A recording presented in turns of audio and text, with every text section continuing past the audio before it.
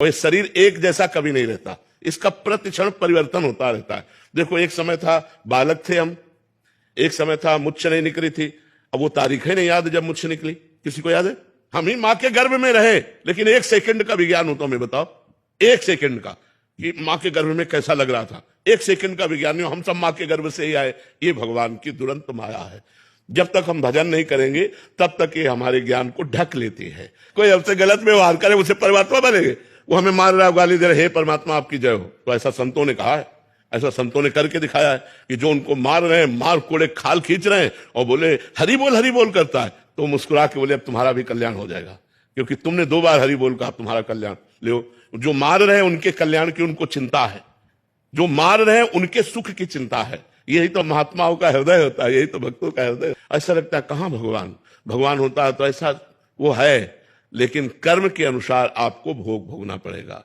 अवश्य में भोक्तव्यम कृतम कर्म शुभाशुभम। हमारी बात मान लो, कोई किसी को दुख सुख नहीं देता, हमारे कर्म ही हमको दुख सुख देते हैं। केवल हम यहां कर्म करने के लिए इस शरीर को पाया है। मैं ये शरीर नहीं हूं, ये शरीर छूटेगा।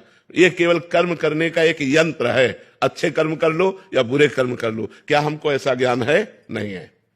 ये शरीर यंत्र है, ऐसा ज्ञान नहीं है। हमको ये ज्ञान है मैं ही शरीर हूं, मैं ही भोगता हूं, मैं ही करता हूं। तो कैसे जान पाओगे अपने को? कर्ता भोक्ता अहंकारी मूढ़ आत्मा होता है।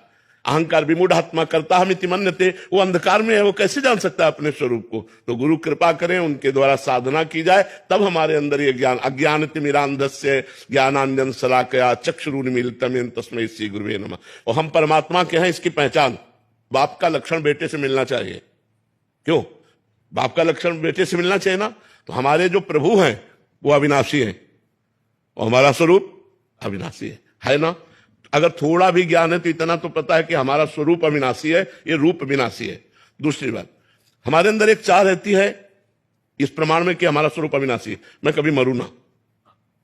अमर होने की चाह होती ना, क्योंकि मेरा पिता अमर है, मेरा पिता अमर है, परमात्मा अमर है ना। दूसरी बात, परमात्मा सुख समुद्र है। हम सब सुख चाहते हैं कि नहीं? और ऐसा सुख चाहते हैं जिसमें दुख किंचन मात्र ना हो।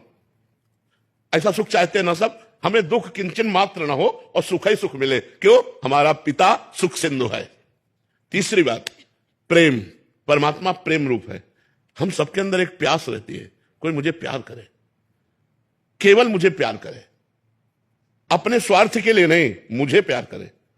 ऐसा यहां कहीं नहीं है, वो केवल परमात्मा से ही प्राप्त होता है, क्योंकि परमात्मा ही प्रेम स्वरूप है।